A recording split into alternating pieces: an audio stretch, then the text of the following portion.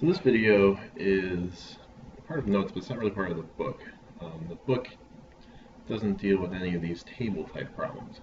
However, if you look through this packet and any of the AP sets, there's going to be at least one FRQ on the test that has to do with these. This is the one from 2015. I believe we're on page 15, if I'm not mistaken. Yep, page 15, if you're looking for where we are. But it doesn't really correspond to one of the sections in the book. Okay, so this is what you got. You've got, in this problem, you got a velocity and you have a time. Now, anytime you have an f of x, you got to remember that that's always the y, right? And then f of x is your y, but then whatever is inside is your x. So in this case, we have v of t, so that's our y, and then we have t, which is our x in this case. So every single time. They don't have to be in this order. They can be flipped around however they want to be, but you got to think about what's going into the other one. So your t is your independent variable and your v depends on it. So in this problem, we've got a velocity in terms of time. A bunch of different velocities. We'll notice some of them are negative and most of them are positive. So a lot of times they're going to ask you a lot of different questions. Sometimes they're motion questions. They can be anything under the face of the earth and still have this kind of setup. But no matter what, when you see a table like this, you're going to get asked a question like whatever b is. And this is the main part of what we want to do, using a right Riemann sum. But I'm going to talk about right Riemann sum, left Riemann sum, trapezoidal sum. We're going to kind of do all of them with this problem, and then you can look at the other ones and see what they are. So let's start this one kind of from scratch and see where we go. So we have Joanna jogs along a straight path from 0 to 40, and the velocity is given by a differential function v. Wonderful, wonderful. All right, let's try to answer part A. Use the data in the table to estimate the value of v prime of 16. So this is asking for the derivative at 16 seconds, but as we know, derivative is basically slope. So what are we going to have? We're going to have v of, well, we're looking for the slope around 16. Now, here's the problem. There's no 16 here. If there was 16, that'd actually be a bigger problem. So how do we find slope? Well, we're going to work with the numbers right around 16, which is 12 and 20. We're going to do v of 20 minus v of 12 over 20 minus 12, which is basically y2 minus y1 over x2 minus x1. And how do we find these numbers? Well, we go to the table. And sometimes they're annoying. In this case, it's not so bad. It's 240 minus 200, which is 40, over 20 minus 12, which would be 8, which will be 5. And then this doesn't really talk about units, but a lot of problems will ask you to say incorrect units. And you do have to show where. You can't just say 5. You have to show where that 5 comes from. So this would be wonderful. This part in the middle you don't really need, but you do need to have some work there. And it wouldn't hurt to have the 240 minus 200 over 20 minus 12 here. But this would be in terms of, now it's v prime, right? So this is meters per minute. That's what up here. And on the bottom we got minutes. So this would be meters per minute squared. All right, so the next part. Using the correct units, explain the meaning of the definite integral. So in the last chapter we talked about the derivative of position is velocity and the derivative of velocity is acceleration. So now the antiderivative of velocity would be position. However, we have a change of position. We have a position final minus position initial. Now the part that's tricky about this is the absolute value bars. So what does that mean? Think about a track. Say I'm going to run a track. That's 400 meters, right? But you're going 200, well, just think about, I didn't really mean to do that. Think about it more in terms of down and back, even though we do have the curves in the side. So let's just pretend we're going to run straight down 400 and run straight back 400, you know, or 200 and back 200. We're still going 400 meters whether we're going in a circle or not. Now here's the problem. Without the absolute value bars, some of this velocity would be positive, maybe this side here, and some of this velocity would be negative, like this side here. And if I add up all those distances, well, if you go in a big circle, you end up back here at the position of 0. So when you go run that mile on the track and you go 4 laps and then back in the same spot, have you gone a mile or have you gone 0 distance? So with the absolute value on here, this would be the total distance traveled.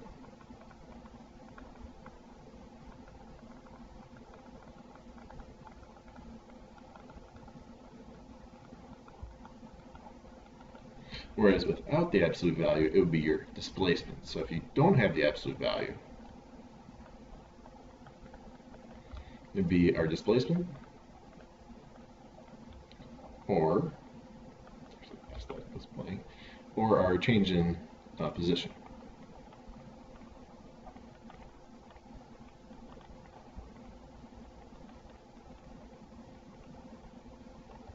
And this section kind of comes in the middle of nowhere. So these couple pieces of motion don't really have a firm place in the book. So this is kind of where we're learning them. So the absolute value on these velocities gives you total distance traveled. Without them, we just get our displacement or our change in position. So same thing here. Without the absolute value bars, if we add up all this change in position, we're getting negative this way and positive this way. I don't think you can see my cursor as I'm doing this. So negative this way, positive this way. They're all going to cancel themselves out. You go around the circle once, you have a total change in position of 0. However, your total distance traveled would be 400 meters. Okay, so that's the meaning of this definite integral. It's the total distance traveled by Johanna jogging from time equals 0 to 40. So you should have that context of the problem. So this does not have the context of the problem, but you need Johanna jogging along during this time. So don't forget to put the context in there too. Alright, so how do we approximate the value of this? So I'm going to write this over to the right. So when you're doing a Riemann sum, you have to realize that what we're looking at a whole bunch of different things. We really have 0, 12, 20, 24, 40. And we have these different heights. 0, we have one at 200, we have one at 240, we have one at negative 220, and we have one at 150.